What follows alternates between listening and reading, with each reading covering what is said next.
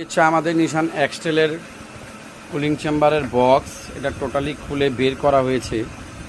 এই যে বক্সটা দেখতে পাচ্ছেন আপনারা, কি অবস্থা। চেম্বারটা খোলা, আমি ভিতরটাকে দেখাচ্ছি। এই যে পুরান মাল এখানে রাখা আছে। এই দেখেন, এটা পুরো ভীম খুলে আপনার ওই হ্যারিয়ার যেভাবে খুলেছিলাম ঠিক সেভাবে এটাকে বের করতে হয়। এখানেও কিছু ক্রিটিক্যাল সমস্যা আছে, যেমন এগুলো ভিভিডি একটা সেন্সার আছে এখানে। এই সেন্সারটা খুব সাবধানে খুলতে হবে, হাওয়ার পাইপগুলো খুলতে হবে। এখানে আপনার স্টার্টিংয়ে মোটর আছে, এটাকে খুব সুন্দর করে খুলে দেখতে হবে যে এখানে কোনো প্রবলেম আছে কি না। তারপরে এখানেও দেখেন, এখানে কতগুলো সেন্সর আছে, রিলে বক্স আছে। এখানে সুন্দর করে জ্যাকগুলো খুলতে হবে। খুলে তারপরে আস্তে করে এই ভীমটাকে সরিয়ে, এই দেখেন ভীমের বল্টু খোলা হয়েছে, সব বল্টু এখানে সব বল্টু খোলা হয়ে গেছে। এগুলো খুলে তারপরে আপনার কুলিং চেম্বারটাকে বের করতে হবে।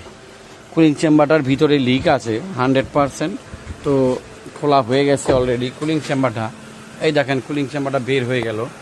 কীভাবে কুলিং চেম্বারটাকে বের করলো, কুলিং চেম্বারটা বের হয়ে গেল। তো কুলিং চেম্বারটা লিক চেক করা হবে এখন, লিক চেক করলে বোঝা যাবে। বাকি এই যে আমাদের কুলিং চেম্বার, হ্যাঁ কুলিং চেম্বারটা রিকন্ডিশন দিব। কুলিং চেম্বারটা রিকন্ডিশন দিলে ঠান্ডাটা বেশি হবে। এই যে আমাদের compressor brand new T32 brand new compressor. আর হচ্ছে এই যে এখানে কন্ডেন্সারটা নতুন দিয়ে দিব আমরা। এই যে পুরান চেম্বারটা দেখতেই পাচ্ছেন আপনারা, এখানে অনেক কিছু মালের ভিতরে ডিফেক্ট পাওয়া গেছে। এইটা বক্সটা একটু ধুয়া দাও, ওই জায়গাটা ধুয়া দাও। ঠিক আছে ভিউয়ার্স, এই যে দেখতে পাচ্ছেন যে আমাদের কম্প্রেসার নতুন, কন্ডেন্সার নতুন, কুলিং চেম্বারটা রিকন্ডিশন দিলাম।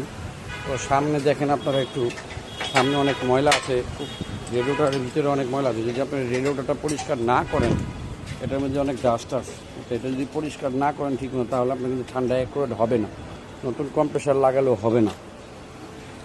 জি, এটা কম্প্রেসারকে ওয়াশ করতে হবে, কন্ডেন্সার রেডিওটার যা আছে সব ওয়াশ করতে হবে। আমাদের নিশান এক্সটেল গাড়ি কন্ডেন্সার ফিটিং হয়ে গেল। এই যে কন্ডেন্সার দেখছেন আপনারা ব্র্যান্ড নিউ, কম্প্রেসারও ব্র্যান্ড নিউ নিচে। ওই দেখেন compressor as it is brand new লাগানো হয়ে গেল। ভিতরের কুলিং চেম্বারও মোটামুটি ফিটিং হয়ে গেছে। ভিতরের কুলিং চেম্বারটাও মোটামুটি ফিটিং হয়ে গেছে, দেখতে পাচ্ছেন আপনারা। কিছুক্ষণের মধ্যে আমরা গ্যাস চার্জ করব।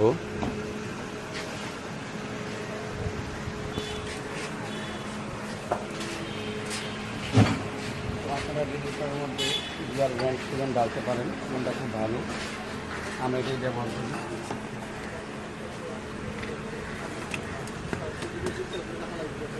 গুণগত মান ভালো আছে, যার কারণে ইঞ্জিনও ঠান্ডা থাকে।